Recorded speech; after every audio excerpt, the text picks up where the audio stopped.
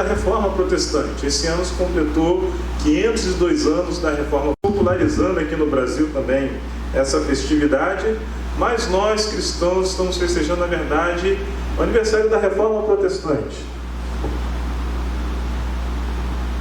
No dia 31 de outubro. Então, com base em muitas coisas que eu vi, que foram publicadas sobre o aniversário, 502 anos da Reforma Protestante, temos aqui alguns irmãos privilegiados que já estiveram lá em frente ao muro dos reformadores, tem fotos lá, e Deus trouxe ao meu coração para que eu compartilhasse com os irmãos, então, uma mensagem acerca dos 5 solas, ou 5 somente, traduzindo para português.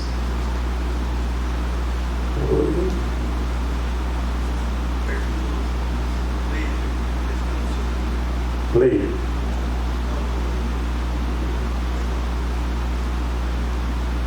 Não, você não vai precisar descer aqui não, eu vou acertar aqui.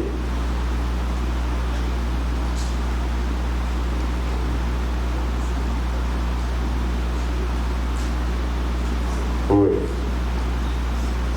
Isso, da Reforma Protestante, os 5 solas da Reforma Protestante. Do lado esquerdo está em latim e do lado direito está em português. Somente pela fé, somente pelas Escrituras, somente por Cristo, somente pela graça e glória somente a Deus. Então é sobre esse assunto que eu vou ministrar com a igreja aqui nessa noite. Eu quero que você abra a sua Bíblia juntamente comigo na Epístola de Paulo aos Efésios, no capítulo de número 2. Abra juntamente comigo.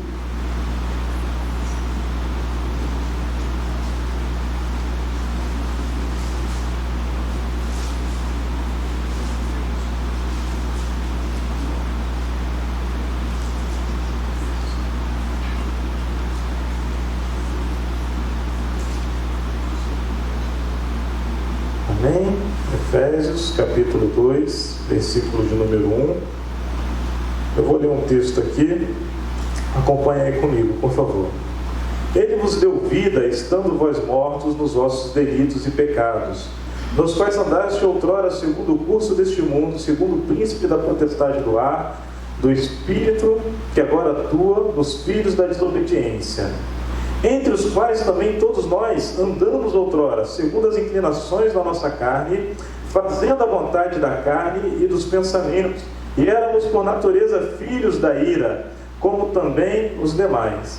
Mas Deus, sendo rico em misericórdia, por causa do grande amor com que nos amou, e estando nós mortos em nossos delitos, nos deu vida juntamente com Cristo. Pela graça sois salvos. E juntamente com Ele nos ressuscitou e nos fez assentar nos lugares celestiais em Cristo Jesus, para nos mostrar nos séculos vindouros a suprema riqueza da sua graça em bondade para conosco em Cristo Jesus. Porque pela graça sois salvos, mediante a fé, e isto não vem de vós, é dom de Deus, não de obras, para que ninguém se glorie, pois somos feitura dele, criados em Cristo Jesus para boas obras, as quais Deus de antemão preparou para que andássemos nelas. Portanto, lembrai-vos de que outrora vós, gentios na carne, chamados de circuncisão por aqueles que se intitulam circuncisos, na carne, por mãos humanas, naquele tempo estáveis sem Cristo, separado da comunidade de Israel e estranho às alianças da promessa, não tendo esperança e sem Deus no mundo. Mas agora em Cristo Jesus, vós que antes estáveis longe, fostes aproximados pelo sangue de Cristo. Amém.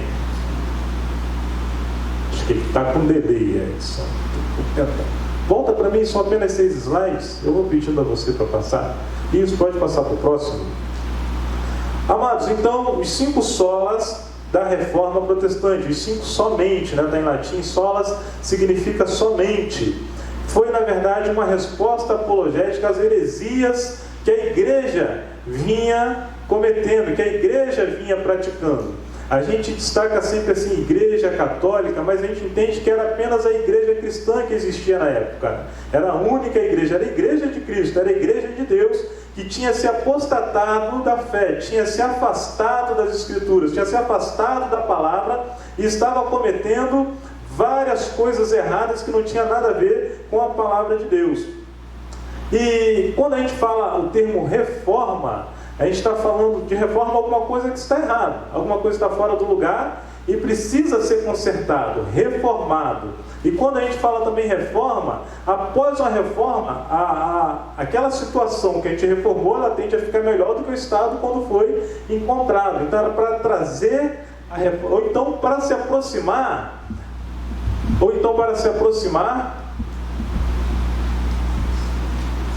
quer testar? Ou então para se aproximar ao original. Quando você pega, por exemplo, um quadro, uma obra de arte, muito cara, bonita, e essa obra de arte, por acaso, ela passou por a chuva, foi degradada, e você entrega para um reformador, ele vai trazer o mais próximo possível do original. Então essa era a ideia da reforma. Então foi criado, sistematizado essas ideias desses 5 solas, 5 somente. Mas a gente não pode confundir isso e pensar que isso foi feito logo no início da Reforma Protestante. Não foi feito lá por Lutero. Lutero, ele coloca lá suas teses na igreja de Wittenberg em 1517. Esses 5 solas foi sistematizado, arredondado, aperfeiçoado, do jeito que a gente encontra hoje, somente uns 100 anos depois da declaração de Lutero lá em Wittenberg. Então foi algo que a igreja, os reformadores foram construindo, sistematizando, para ficar como se fosse colunas que sustentam a fé daqueles que são reformados. A igreja estava repleta de erros de interpretação, erros muitas vezes conscientes e coniventes com o que se pretendia, a depender do Papa que estava à frente da Igreja Católica. Os erros, eles não eram erros ingênuos, né? Foi percebido que não eram erros ingênuos, não eram erros puramente de interpretação, muitas vezes eram erros propositais para se chegar a objetivos que não tinham nada de cristãos. E nisso aí então se levanta a Reforma Protestante, mais à frente, os solas. E o primeiro sola que eu quero tratar com vocês aqui é sola Escritura, né? Somente a Escritura, somente a Palavra de Deus. E eu quero começar pela Palavra de Deus, porque foi a própria palavra, lendo a própria Palavra de Deus, que Lutero, ele foi confrontado com os textos da carta de Romanos, e gerou indignação no coração dele, e ele chegou até aquele ponto de o estopim da reforma. Somente a Palavra de Deus. Como que a igreja, no século XVI, vivia em relação à Escritura Sagrada? Os reformadores pregaram esta verdade, afirmando e estabelecendo firmemente o lugar devido das Escrituras Sagradas. Porque naquele período medieval, nós tivemos aqui uma sequência, acho que de uns 2 ou 3 meses, sobre a história da igreja, e a gente lembra que o poder que foi dado ao Papa, isso foi destacado em várias aulas aqui pelo Otacílio, por mim, pelo pastor, o poder que foi dado ao Papa, de maneira que a palavra do Papa, aquilo que o Papa falava, aquilo que o Papa escrevia, era tão importante quanto as Sagradas Escrituras, até chegar ao ponto que a palavra do Papa, na prática, era considerada superior até mesmo àquilo que estava escrito. Até mesmo a palavra que estava escrita. A sagrada tradição é a transmissão da palavra de Deus. Essa transmissão é feita oficialmente pelos sucessores dos apóstolos e não oficialmente por todos os que o cultuam, ensinam e vivem a fé, tal como a igreja entende. Isso aqui é um livro do primado pontífice.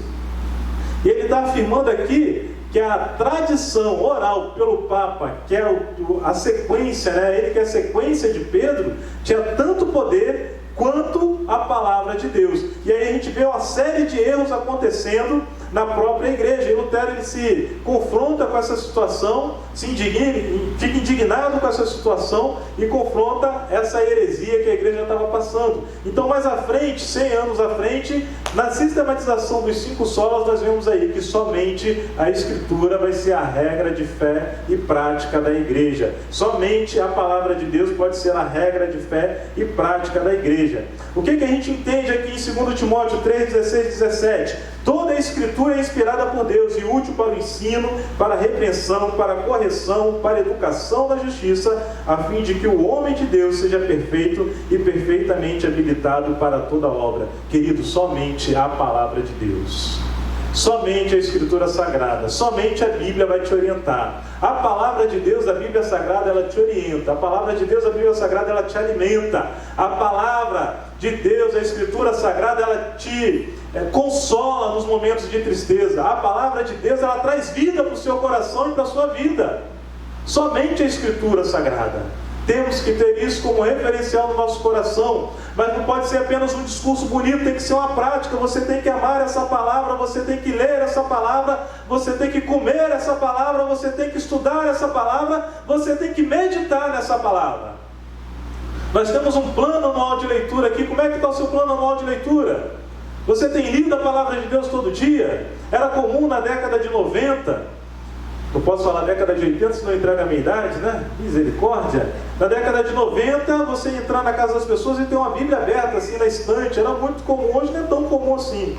E as pessoas achavam que estar a Bíblia aberta no Salmo 23 ou no Salmo 91 já trazia proteção para toda a casa. Mas é isso que eu te digo, a Bíblia diz que nós somos edificações espirituais do Senhor. E a proteção dessa casa que sou eu e você vem através da leitura da palavra de Deus. Vem através de nós estarmos alicerçados nessa palavra de Deus. Vem através de nós praticarmos essa palavra que a gente lê, que a gente ouve, que a gente aprende, a palavra de Deus. Ouvi de um pastor bem conhecido aqui em Brasília, que quando ele saiu do seminário tradicional aqui no Brasil, ele foi aluno de destaque, foi passar batina para ser consagrado ao ministério pastoral. Uma das perguntas que os pastores anciãos fizeram ali para ele foi se ele lia a palavra de Deus todos os dias. E a resposta dele enfática, clara, sem a menor sombra de dúvida, foi: não, para que eu vou ler a palavra de Deus todo dia? Ler por ler? Folhear, ler um versículo solto, avulso? Ler um capítulo solto, avulso? Não. Eu tenho alguns temas que eu gosto da Bíblia, um tema que me chama a curiosidade, então eu pego aquele tema e eu vou estudar aquele tema e me aprofundar naquele tema. E ele disse que ele não via nenhum tipo de ganho de ler a Bíblia todo dia, de ler versículos soltos da Bíblia todo dia. Ele falou que na arrogância de um jovem seminarista deu essa resposta achando ser a pessoa mais correta do mundo, mais sábia do mundo, mas que mais à frente ele foi confrontado com essa verdade através do Espírito Santo, que ler a palavra todo dia, ainda que seja de uma forma devocional, acrescenta bênção sobre as nossas vidas. Somente a palavra de Deus, somente as Escrituras. E nós temos que abraçar e amar essa Escritura. Nós temos que abraçar e amar esta palavra. Às vezes a gente subestima a bênção que é essa palavra ter chegado até nós. Porque esses reformadores, eles tiveram que ir lá e traduzir a Bíblia.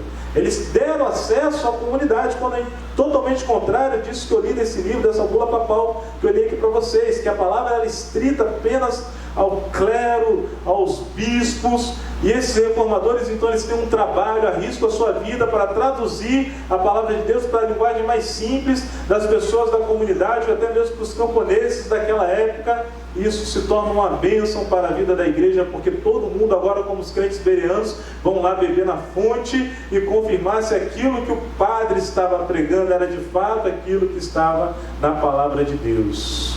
E que bênção é a gente ter acesso à palavra de Deus. Amém? O segundo sola, somente a fé. Somente a fé em Cristo Jesus. A gente entende o parâmetro, os 5 solas, na verdade, são respostas às heresias, né? Sistemáticas, respostas às heresias. Então, eu vou dar um panorama de como que a igreja pensava neste momento. Para você ter ideia, a igreja acreditava que a salvação pudesse vir por outros meios, não apenas pela fé. O Papa Leão X, em 1513, estava querendo terminar a construção da Basílica de São Pedro. Autorizou Alberto de Brandeburgo a vender indulgências na Alemanha, sob a direção do padre Domiciano Johann.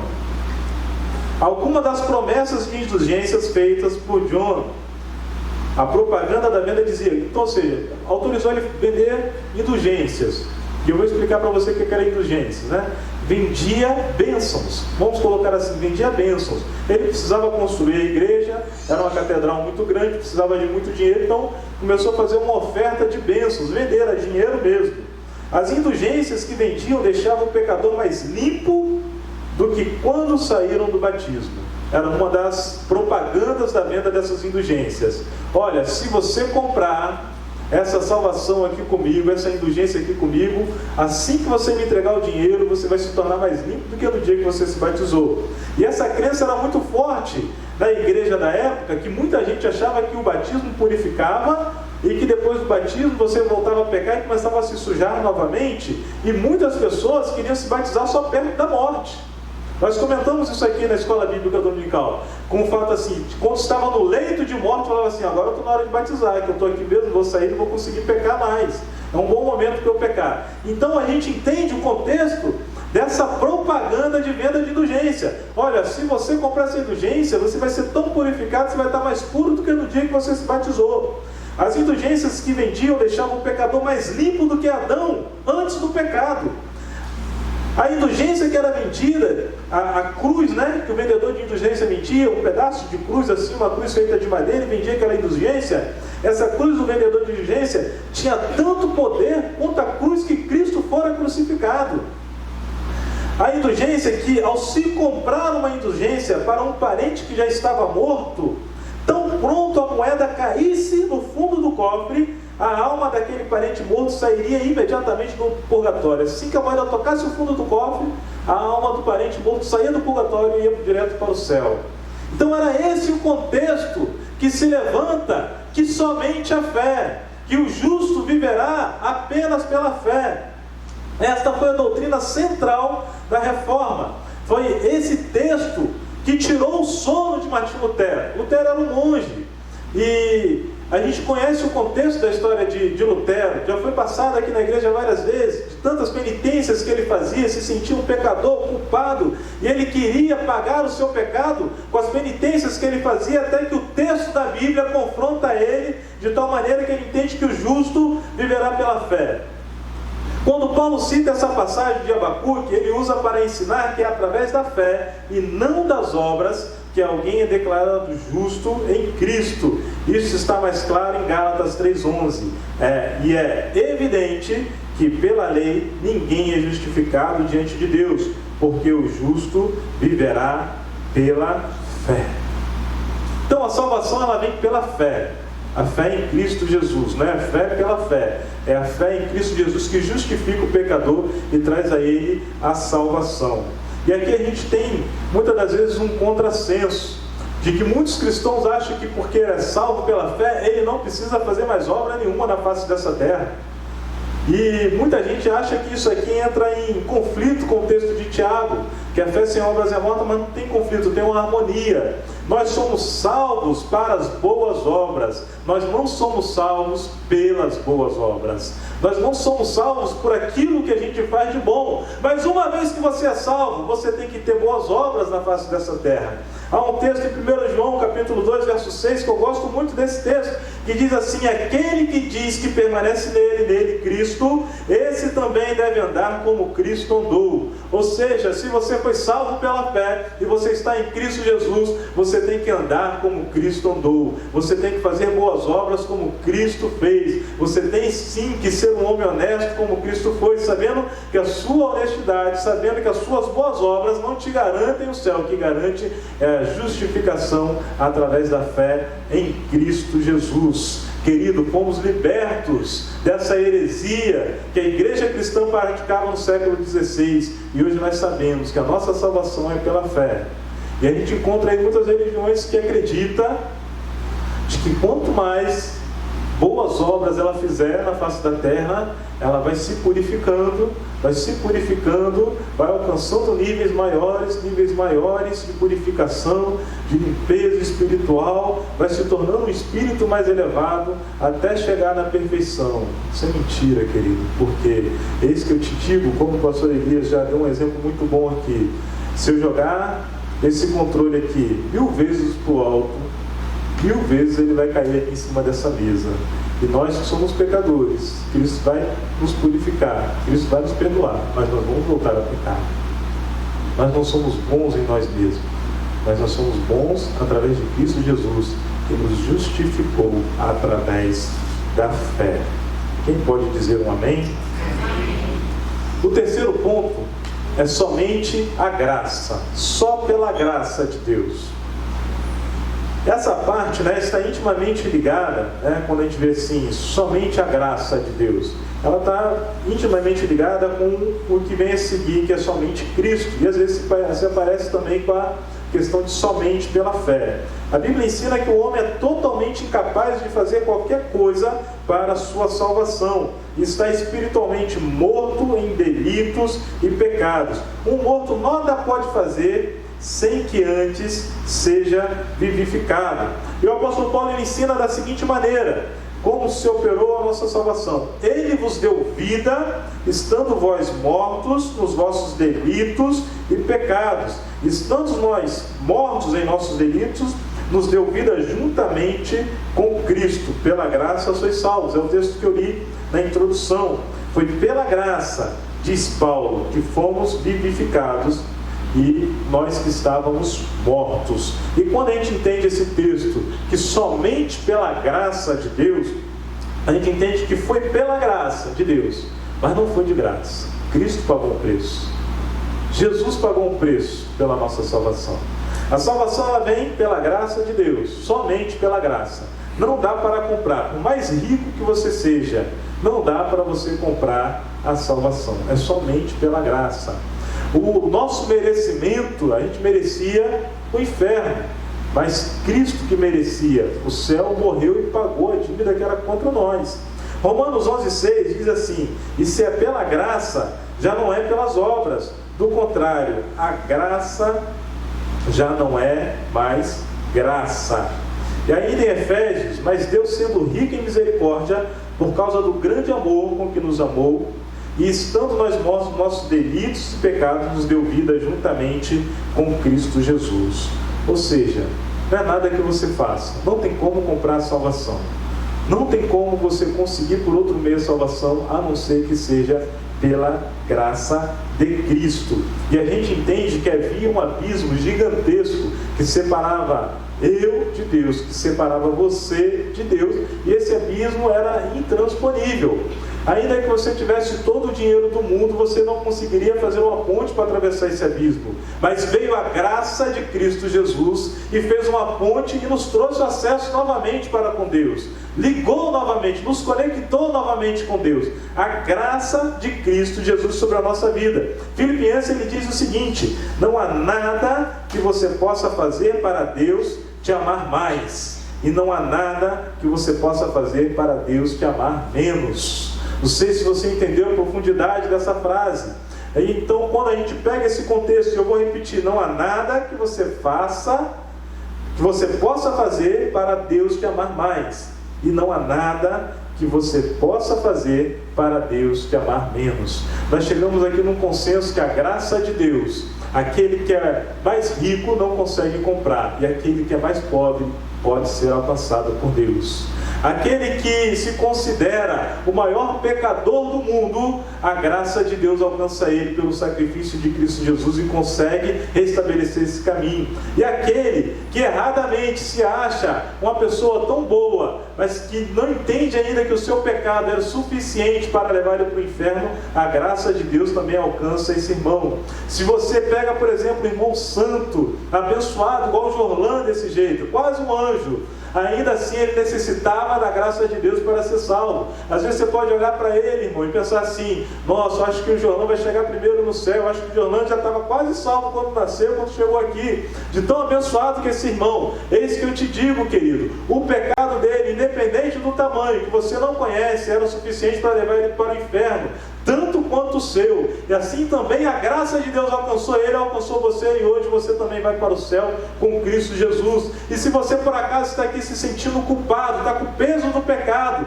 sobre as suas costas, se sentindo que vai para o inferno, saiba você que para um grande pecador existe um grande Salvador, Jesus Cristo, o Messias, e a graça dele há de se revelar sobre a sua vida, querido. Pela graça sois salvos. Havia um abismo, não dava para ultrapassar esse abismo. E tem um texto de Colossenses que fala que o escrito de dívida que era contra nós, Cristo encravou ele na cruz. E esse escrito de dívida é como se fosse uma nota promissória. Imagine que você tivesse uma dívida, ainda que você tivesse tanto dinheiro quanto o irmão Moisés aqui na frente tem. A dívida, nem ele mesmo conseguiria pagar essa dívida.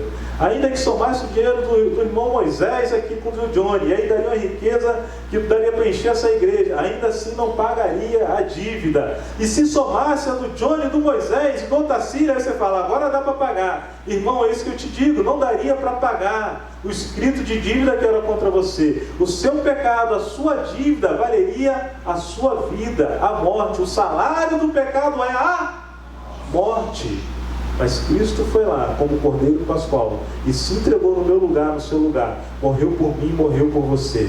Eu quero trazer mais um exemplo para isso ficar solidificado no seu coração e você olhar para o céu e chorar de alegria, reconhecendo a graça de Cristo sobre a sua vida. Porque quando ele fala lá que Cristo pegou o escrito de dívida, lá no contexto, no original de Colossenses, ele estava falando de escrito de dívida de um escravo, de alguém que estava escravizado, era um escravo dos pecados, um escravo. E o escravo, ele vai morrer escravo. Imagine você que o dono desse escravo fala para ele assim, olha, para você deixar de ser escravo, você tem que me entregar 100 mil reais. Mas imagine você que o escravo não tem hora para começar a trabalhar, nem hora para terminar o seu trabalho, e ele também não tem salário. Muito mal alimentação que o senhor daquele escravo dá para aquele escravo, para que ele esteja vivo e continue produzindo aquele trabalho, ou seja, nem ganho ele tem. Não havia a menor possibilidade desse escravo ser aporreado. E quando a gente olha para a escravidão aqui no Brasil, a escravidão americana, a gente vê aqueles escravos que vinham outras pessoas e compravam e davam a liberdade para ele. O próprio escravo não conseguia. Você por si só ia morrer e ia para o inferno. Mas veio Cristo, pegou seu escrito de dívida e pagou com sangue na cruz do Calvário e rasgou aquele escrito de dívida e te deu a vida eterna, querido. Foi pela graça, somente pela graça. Não dá para pagar, não dá para comprar. Mas eu sou uma pessoa boazinha, querido, é isso que eu te digo. A justiça do homem, a Bíblia diz que é semelhante a um trapo de imundícia. Se você acha aquela pessoa mais boazinha no seu ambiente de trabalho, na sua família, nossa, essa pessoa é tão boa que essa aqui merece ser chamada de santa, é isso que eu te digo. A maldade do coração dela é suficiente para levar ela para o inferno. Mas a bondade de Cristo está aqui para nos resgatar e nos levar para o céu de glória e nos dar a vida eterna. Se você pode glorificar a Deus pela graça manifestada sobre a sua vida, amado, não perca essa oportunidade. Glória a Deus, somente pela graça. E nós atravessamos aquele abismo que era intransponível. O quarto ponto do solas, somente Cristo. Somente por Cristo Jesus. Qual era o panorama da igreja no século XVI?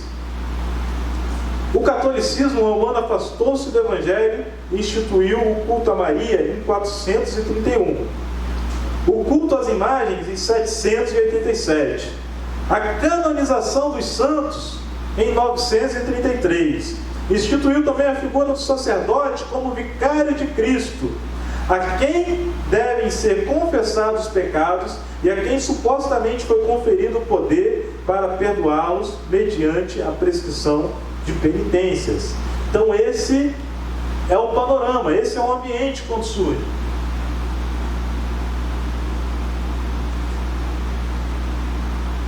E nós que estudamos aqui na IBD desse ano, essa questão do vicário de Cristo, né? O que significava isso? É como se, de uma maneira assim, bem eufêmica, né? O Papa estivesse falando assim, olha, eu sou tão de Deus que eu praticamente posso substituir a Cristo em muitas coisas. Mais ou menos isso, de uma maneira eufêmica que ele estava falando. Então a gente tem aqui a substituição da pessoa de Cristo. Cristo já não era mais suficiente.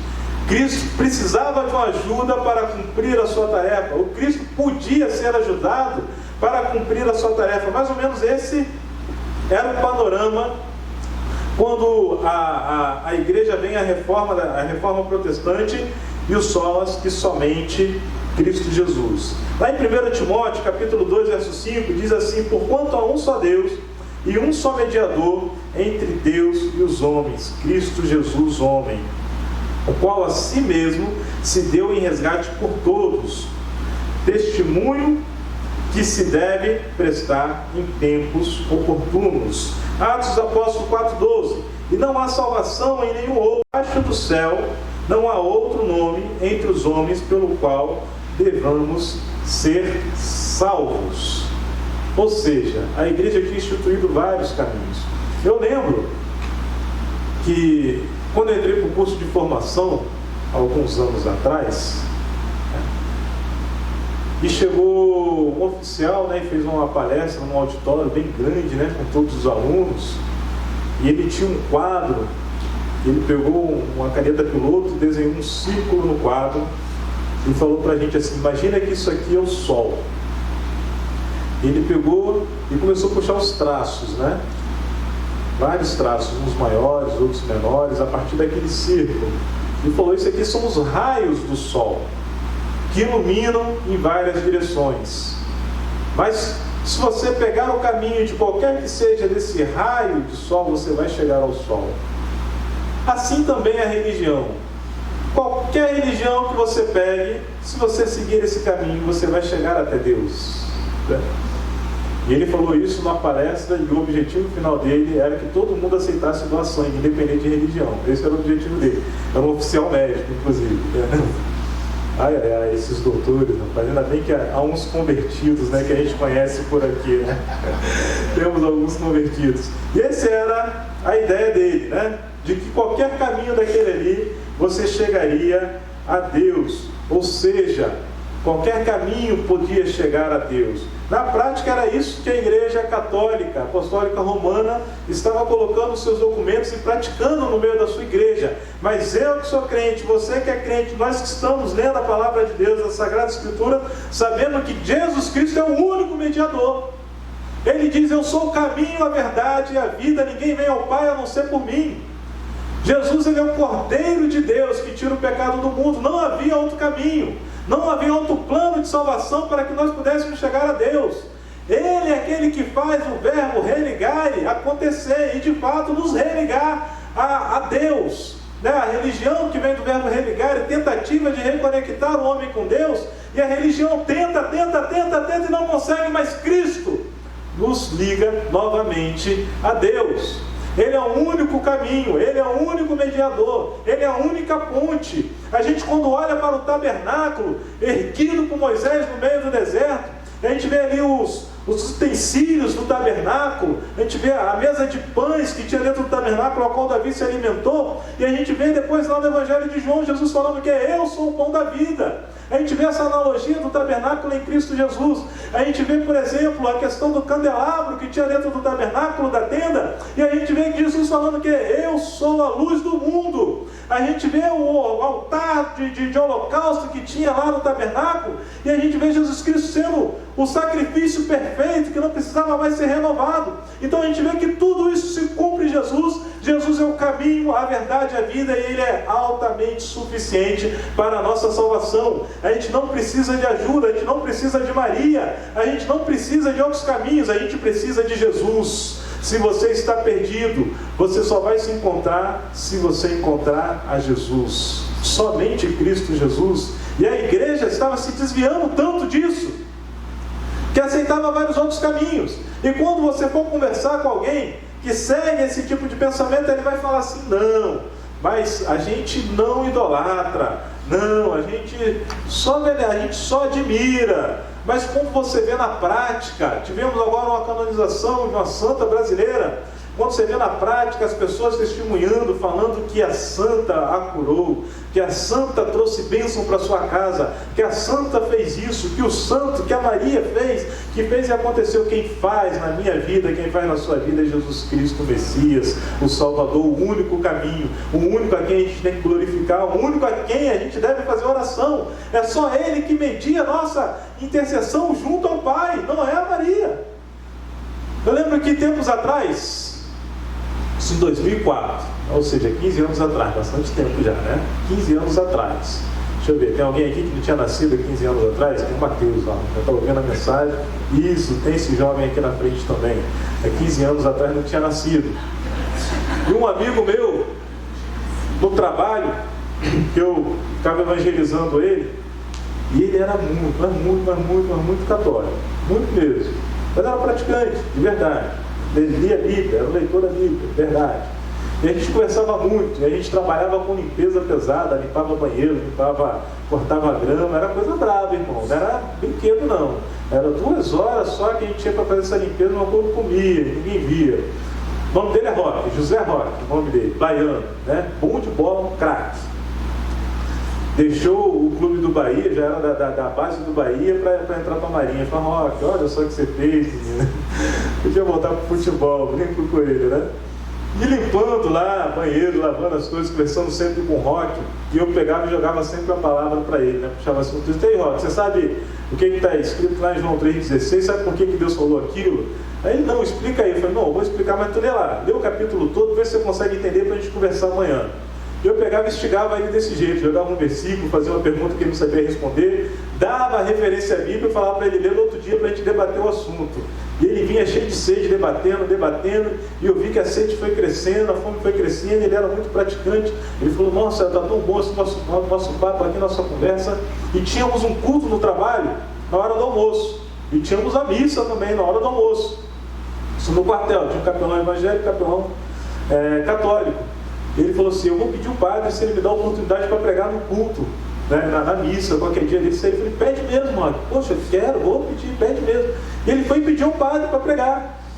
Aí ele, o padre já me deu o afi lá, posso pregar. Só que é o seguinte, ele falou para eu preparar o esboço, né, o sermão e levar para ele. Só que eu nunca fiz isso, você me ajuda? Eu, com prazer, querido, com prazer vou te ajudar. Aí fui lá, né, para ajudar, dei algumas orientações básicas para ele, ora, pede a Deus para iluminar, leio o texto, releio o texto, faço um resumo, aí depois você faz um resumo e apresenta algo para o padre. E ele chegou para mim dias depois, né, já tinha a data marcada, umas 3 semanas depois, ele falou assim, Helder, já sei o que eu vou pregar. Eu vou pregar fé em Jesus. Não, os milagres de Jesus. Eu separei aqui 3 milagres que Jesus falou, então eu vou falar desses 3 milagres. Aí falou como é que ia ser a introdução, como é que ia ser a conclusão. Falei, cara, muito bom, eu vou lá também. Eu dirigi um culto no quartel, né? Nessa época eu dirigi um culto no quartel. Eu falei assim, eu vou estar lá, hein? Você vai? Eu vou estar lá. E o pessoal que participava do culto, eu falei, olha, semana que vem, no dia do culto, a gente não vai ter culto aqui, na hora do almoço, a gente vai lá na missa. O pessoal achou que eu estava brincando. Não, porque o Roque, meu amigo, vai pregar, me convidou, então vamos lá na missa para ouvir a pregação dele. Aí teve um colega meu que falou assim, pensei que você estava brincando que a gente ia na missa. Eu falei, não, é sério. E fomos, né? Chegou aquela turma assim de crente lá na missa, a capela era pequena, aí o pessoal ficou até meio assustado, sabia que a gente era crente, isso 15 anos atrás, irmão. E chegando lá na missa, na capela, e o Roque pregou e foi uma bênção. A mensagem dele, a pregação dele foi uma bênção. Aí depois ele veio comentar comigo assim, poxa, só teve uma coisa que o padre reclamou. Ele falou que, por que eu não coloquei nenhum milagre de Maria? Né? Aí eu falei com ele que a mensagem era os milagres de Jesus. Que se no outro dia eu fizesse um outro sermão sobre os milagres de Maria, eu colocaria, mas que eu não via como encaixar um milagre de Maria no sermão. Então, para você ver que essa situação de que Cristo não era suficiente na igreja, lá no século XVI, ela se aplica na igreja católica até os dias de hoje. Mas é isso que eu te digo, querido, Cristo é suficiente para mim e para você. E só para encerrar a história do Roque, o Roque hoje ele é seminarista, presbítero da Assembleia de Deus lá na Bahia, voltou para a Bahia. É um pregador assim, meu irmão, daqueles pregadores pentecostais, é isso que eu te digo, né? É uma bênção, né? A gente conversa de vez em quando e ele relembra desses tempos aí de limpeza e compartilhamento da palavra de Deus. e Deus tem feito grandes obras na vida do Rock, mas ele já era convertido, tá? Não foi feito apelo, nem coisa do tipo não, é uma coisa assim, se você quiser depois eu converso contigo em off. Mas o fato é que a igreja do século XVI pregava que Cristo não era o suficiente. E até hoje a igreja vai pregando, a igreja católica continua pregando que Cristo não é suficiente. E diferente do que aquele médico, que não era o médico Mohammed, falou para mim, lá em 1999, que todos os caminhos levam a Deus, é mentira. O único que leva a Deus é Jesus Cristo, o Messias. E se você não aceitou Ele ainda como Senhor e Salvador da sua vida, é isso que eu te digo, hoje é um bom dia, para que Ele possa entrar no teu coração, fazer morada, e através disso você possa ter, de fato, um encontro com Deus. O último solas é que glória somente a Deus. A igreja considerava o centro do mundo. A igreja católica do século XVI se considerava o centro do mundo. A igreja é o centro do mundo. E o mundo o centro do universo. Logo, a igreja se considerava o centro do universo. Ou seja, a igreja não tinha uma visão teocêntrica. Deus não era o centro, Deus não era o objeto principal, a igreja era o objeto principal, o Papa era o objeto principal. Mas nós temos que, assim como a reforma protestante fez, dar a glória somente a Deus. A gente pega o texto aqui de Isaías 42:8, que diz assim: eu sou o Senhor, este é o meu nome, a minha glória, pois, não darei ao outrem, nem a minha honra às imagens de escultura. Lá em Romanos 11:36, o apóstolo Paulo diz da seguinte maneira: porque dele, por meio dele, são todas as coisas, a ele, pois, a glória eternamente. Amém. O nosso foco tem que ser em Deus, querido. O nosso louvor tem que glorificar a Deus. O nosso culto tem que glorificar a Deus. As nossas reuniões têm que trazer glória para Deus. Não pode ser focado no homem. As nossas mensagens têm que ser para glorificar a Deus e trazer a palavra de Deus do jeito que Deus quer para o coração do homem. A gente não pode fazer cosquinha no ego humano dentro das nossas igrejas para atrair multidões, mas sim pregar a verdade, falar a verdade, de maneira que Deus seja glorificado e exaltado no nosso meio. A gente não pode cometer os mesmos erros que a igreja do século XVI cometia. Nós temos que ser diferentes. E como nós vamos ser diferentes da igreja do século XVI? Sendo parecidos com a igreja do primeiro século, a igreja primitiva, a igreja dos apóstolos. Glória somente a Deus. Você tem glorificado a Deus na sua vida? Em tudo que você faz? Você tem glorificado a Deus nas aulas que você prepara para dar? Quando você dá aula, você tem glorificado a Deus nos mínimos detalhes, da maneira que se veste para vir para a igreja? Você se veste para glorificar o seu ego? Não, visto hoje estou indo para a igreja, vou colocar o meu melhor para glorificar a Deus. Eu conheci uma família que eles diziam o seguinte, que quando compravam uma roupa nova, aquela roupa tinha que ser estreada indo para a igreja. Eles queriam ir para a igreja glorificar a Deus. Até mesmo que a melhor roupa era para ir para a igreja, não para aparecer, mas para glorificar a Deus e falar para Deus assim: Deus, eu estou vindo com o melhor que eu tenho para glorificar a Ti. Você tem dado glórias a Deus na sua maneira de viver? Deus tem sido glorificado através da sua vida? E uma coisa eu falo para vocês: quando você glorifica a Deus em tudo que você faz, quando você começa a colocar a Deus como primeiro em tudo que você faz, em tudo que você pensa, Deus ajeita as coisas da sua vida para você, porque o seu foco está em Deus, seu coração está em Deus, sua mente está em Deus, o seu melhor está em Deus. E acontece aquilo que está no texto: se vós estiverdes em mim, as minhas palavras estiverdes em vós, pedireis o que quiseres e vos será dado. Porque a partir desse momento você vai começar a desejar aquilo que Deus deseja para a sua vida, se Deus de fato é o centro. A partir desse momento, você vai se alegrar com aquilo que Deus se alegra, porque Deus é o centro. Glória somente a Deus. Que Deus seja glorificado. E que esses 5 pilares da reforma sejam práticas na nossa vida, no nosso dia a dia. Eu quero orar com você. Fecha teus olhos. Senhor, glorificamos a Ti nessa noite, ó Pai, em que a Tua palavra foi pregada. Senhor, traz-nos crescimento. Enche a nossa vida, Pai, que nós possamos viver de maneira tal como essa regra de fé resumida, sintetizada pelos reformadores do século XVII. onde nós podemos dar glória apenas a Deus, onde possamos ter no nosso coração que é somente pela graça, não é pelas nossas obras, é somente pela fé, por aquilo que o Senhor fez por nós, é somente por Cristo Jesus, e é somente através da palavra de Deus. Senhor, que essa palavra possa descer no mais profundo do nosso coração, possa criar raízes, e possa crescer, e possa frutificar, e que os homens vejam os frutos de um coração salvo, de uma vida salva, de um homem e de uma mulher cheia de Deus, a olhar para a nossa vida, e que o Senhor seja glorificado através disso. Deus, se tiver alguém aqui que está distante de Ti nessa noite, que essa palavra, como nós comentamos aqui no primeiro ponto dessa mensagem, que a palavra que é viva, que ela é eficaz, que ela possa trazer convencimento, arrependimento, constrangimento de que necessita de Ti. É o que nós oramos aqui nessa noite, que essas palavras se tornem prática na nossa vida, que não seja apenas um discurso bonito, que não seja mais uma mensagem de domingo, que não seja mais um aniversário da Reforma Protestante, mas que seja um momento, Pai, de alta reflexão da Tua igreja, de revermos como tem andado no dia a dia e se alinhar de acordo com a Tua vontade, em o nome santo de Jesus. Amém.